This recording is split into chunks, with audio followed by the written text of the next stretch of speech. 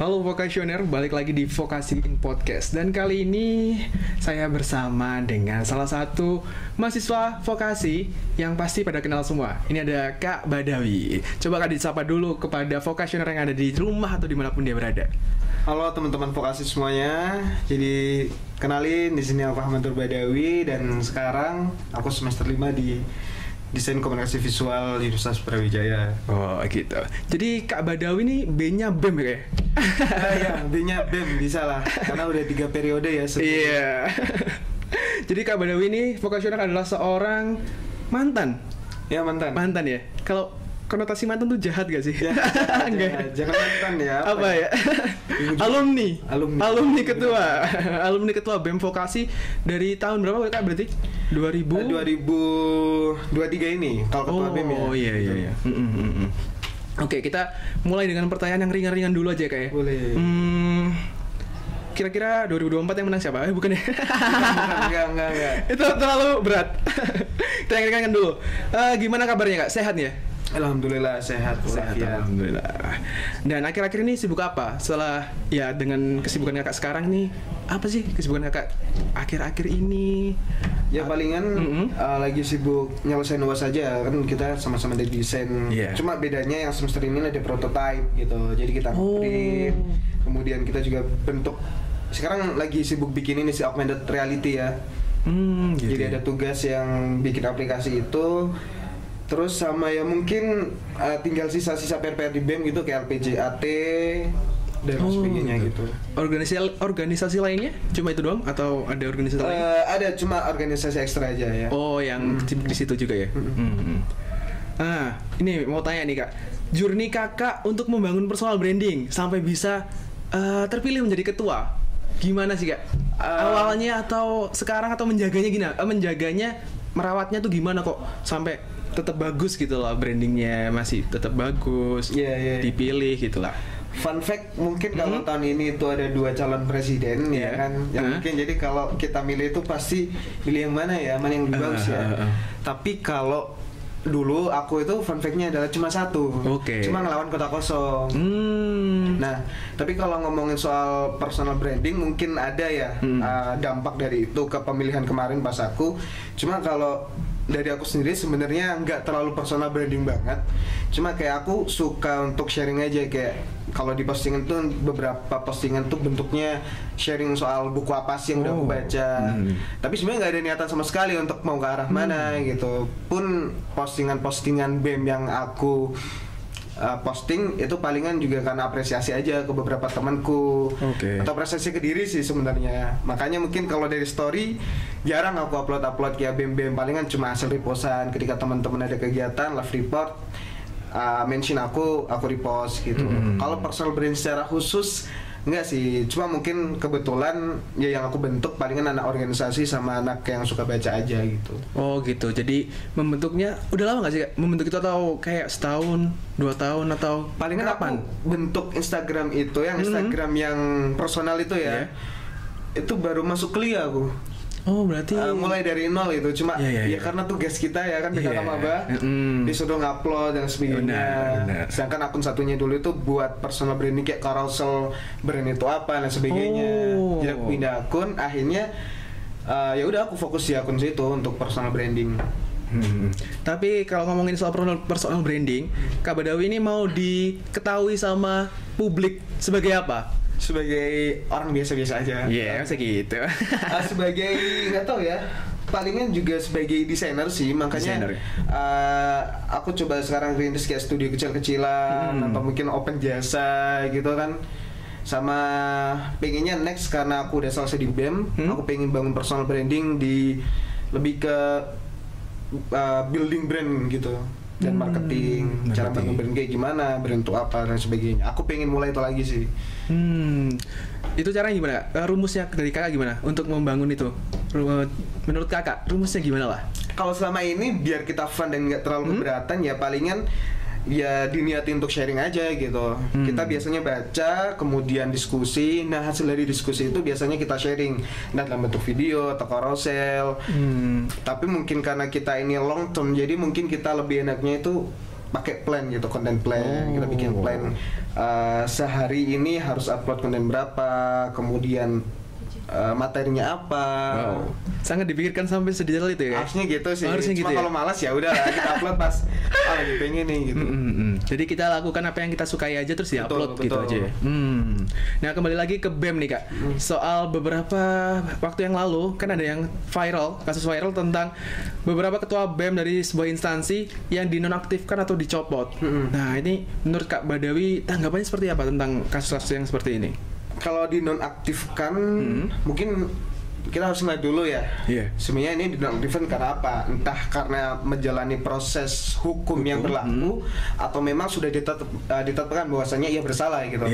Kalau semisal emang dia nonaktifkan karena menjalani proses hukum yang berlaku, ya menurutku aku belum bisa ngambil apa-apa gitu loh.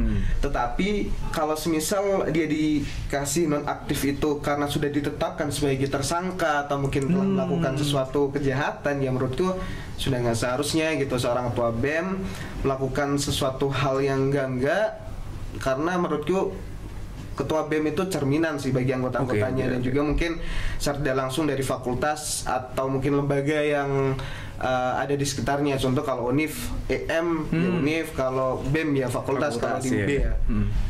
Oke gitu. Tapi selama masa jabatannya Kak Badawi, ada nggak suatu hal yang bisa mengakibatkan fatal di masa jabatan Kakak? Yang kayaknya bisa kayak gitu lah, bisa menjadi masalah besar. Selama ini belum ada ya, karena selama ini juga beberapa hal itu nggak sampai yang kita beneran harus demo, atau mungkin sampai melayangkan kritik yang enggak.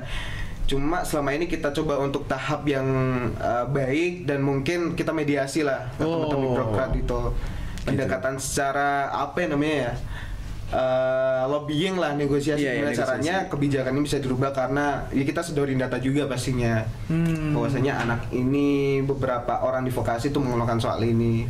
Dan kalau hal-hal yang fatal menurutku belum ada ya, dan aku nggak tahu maksudnya fatal ini kayak gimana juga gitu. Ya alhamdulillah, berarti alhamdulillah nggak ada sesuatu yang fatal waktu masa jabatannya Kak Badawi ya.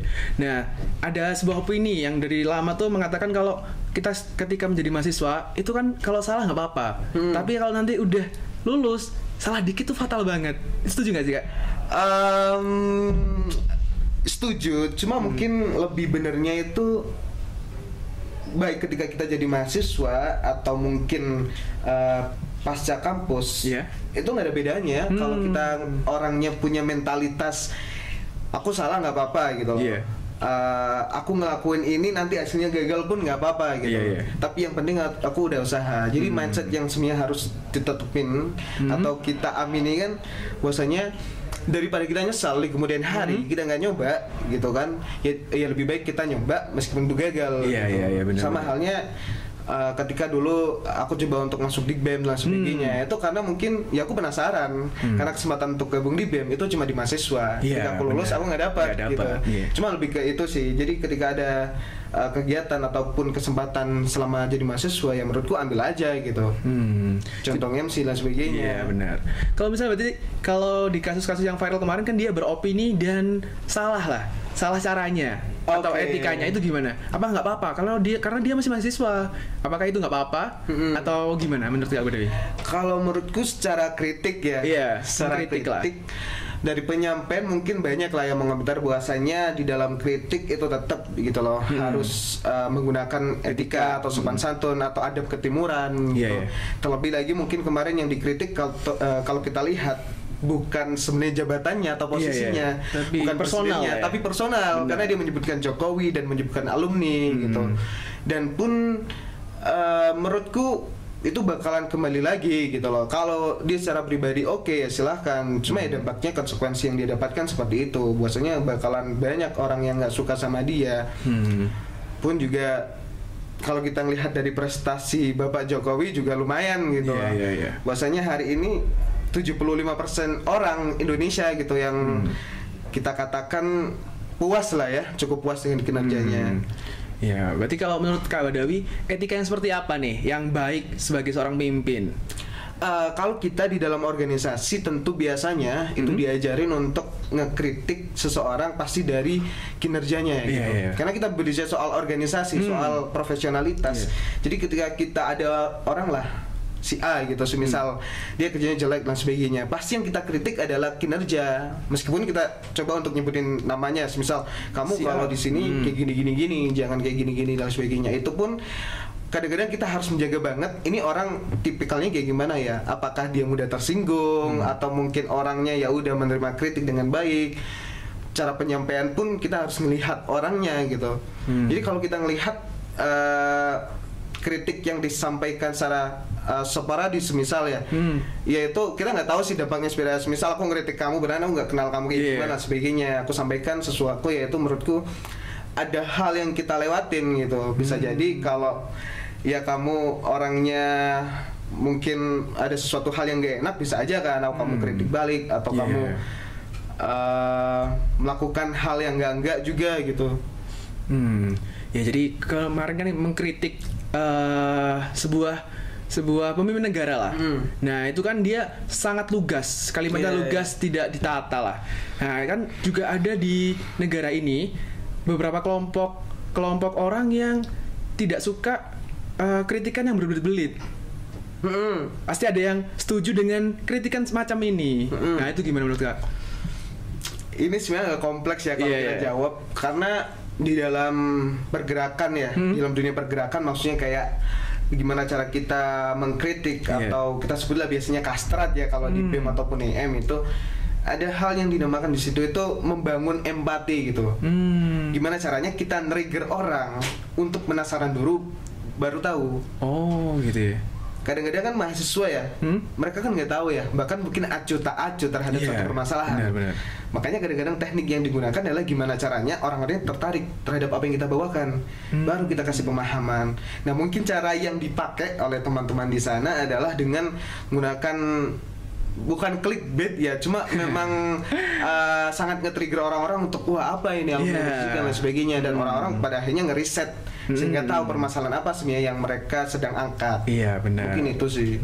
Ya agak kompleks ketika melihat sopan santun, kemudian kritik, pergerakan dan sebagainya. Di waktu masa jabatan Kak Badawi pernah nggak sih ngeritik, dan contoh kritikan Kak Badawi gimana cara menata bahasanya gitu loh? Atau sopan banget atau gimana caranya Kak Badawi untuk mengkritik yang bener lah menurut Kak Badawi gimana? Biasanya kritik itu kan lebih ke biasanya aku menyampaikan aspirasi ya dari teman-teman. Aspirasi itu disampaikan ke aku atau lewat BEM, kemudian aku sampaikan ke orang-orang yang terkait. Ketika didengar, alhamdulillah, tapi ketika didengar kita sampaikan berulang kali, baru mungkin terjadi proses kritik ya. Bahwasanya mengapa hal ini udah kita sampaikan dan udah dirasakan dampak buruknya sama mahasiswa tetapi belum diatasi gitu. Itu biasanya ya udah kita membuat kajian cara proses kritiknya. Kalau lihat organisasi ya, kita bikin kajian tentang permasalahan apa, kemudian datanya seperti apa. Beberapa permasalahan kita jadikan satu file, kita bikin buku lah gitu, kemudian kita kasih gitu loh, kita kasih ke pihak-pihak yang mau dikritik tadi yang mau dikritik, wakil dekan dan sebagainya, atau ada salah satu dosen gitu, kita sampaikan itu, kemudian baru kita proses mediasi. Oh jadi biarkan dia membaca dulu, beliau membaca dulu baru kita mediasi gitu. Betul. Caranya. Dan kajian itu juga sebagai proses pencerdasan bagi mahasiswa gitu, biar apa sih permasalahan yang sedang hangat di vokasi, makanya ada kayak panduan gitu. Kira-kira apa yang terjadi. Nah, jadi mungkin kalau misalnya ada mahasiswa vokasioner lah yang mau jadi ketua BEM, itu gimana Kak? Caranya, bukan caranya ya, tips and trick lah. Kalau bahasa sekarang kan tips and trick.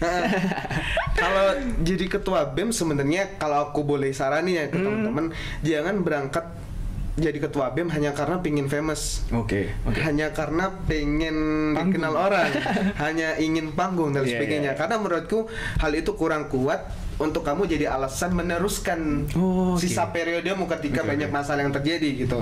Makanya satu hal yang mungkin harus ditanamin ke teman-teman, bahwasanya ketika pengen jadi ketua BEM itu dia harus bener-bener ya udah aku pengen ngasih sesuatu ke teman-teman yang lain. Ada rasa kepemilikan lah. Jadi ketua BEM yang menjabat di satu periode, tentu menurutku harus punya rasa kepemilikan itu ke BEM, sehingga dia kayak ngerasa aja harus ngejaga rumahnya, harus ngurus rumahnya, bahkan meneruskan rumahnya ini ke orang yang tepat di periode selanjutnya gitu. Ya, motivasi Kak Badawi untuk mengejar tujuan atau goalsnya tuh, motivasi paling kuat tuh apa Kak? Karena kan biasanya kalau saya atau motivasi cowok yang paling kuat ya penolakan ya. Ya, benar sekali ya. Ya mungkin apa Kak Badawi, mungkin motivasi yang paling kuat untuk menuju goals selanjutnya atau ke depan itu loh? Ini mau dijawab baik atau buruk ini? Iya terserah. Karena sebenarnya ada dua sisi sih. Kalau kita ngomongin cowok pastilah tadi ya. Penolakan. Cowok itu ditolak, dihina, direndahin orang hanya sama perempuan ya. Mungkin cowok juga sama cowok. Ada rasa dendam pribadi dan sebagainya. Kemudian kalau sebenarnya selama ini motivasi untuk bisa nyampe goals itu tentu ya karena mungkin orang tua ya yang udah gerak sejauh ini, yang udah kerja keras sejauh ini untuk bisa ngehidupin kita. Dan yang kedua mungkin kayak pernah gak sih ngerasain kalau semisal kita tuh seneng loh kalau bisa ngebantu orang lain. Kita seneng kalau semisal kita bisa ngasih sesuatu yang menurut kita dia membutuhkan. Makanya mungkin ketika kita bisa sukses atau mungkin bisa ngeraih goals kita dan sebagainya, kita bakal lebih mudah untuk membantu orang, dan itu bikin kita lebih mudah untuk ngerasa bahagia juga sih. Oke, yang terakhir nih, kalimat apa yang pengen Kakak Badawi sampaikan terhadap vokasioner nih? Sebuah kalimat apa penutup lah. Siap. Mungkin untuk teman-teman vokasi ya, itu jangan biarin masa-masa kalian, masa kemasan kalian di kampus ini sebagai mahasiswa itu sia-sia gitu. Jadi coba untuk explore segala hal yang mungkin ketika kalian ingin join organisasi ya join, jangan ditandahan. Kalau kalian pengen di akademik ya udah silakan. Kalau kalian pengen di prestasi ya udah banyakin dan sebagainya. Cuma pesanku gunain sisa waktu kalian setelah kelas itu untuk hal-hal yang positif gitu. Jadi orang itu kan punya 24 jam. Semua orang punya 24 jam, tapi kenapa ada orang yang sukses ada enggak? Itu kan karena beberapa orang memanfaatkan waktu luangnya berbeda gitu dengan orang yang lain. Mungkin itu pesan buat teman-teman vokasi, dan tetap punya mentalitas bahwasanya berani mengalami kegagalan, berani melakukan kesalahan, tapi juga kita harus belajar dari kesalahan itu untuk bisa sukses di kemudian hari. Itu aja sih. Oke, itu aja nih vokasioner untuk wawancara sama Kak Badawi pada hari ini gitu ya. Tetap nantikan kita di Vokasi In Podcast selanjutnya. Terima kasih Kak Badawi. Siap, terima kasih juga. Boleh dadah dulu. Dadah. Dadah. Thank you.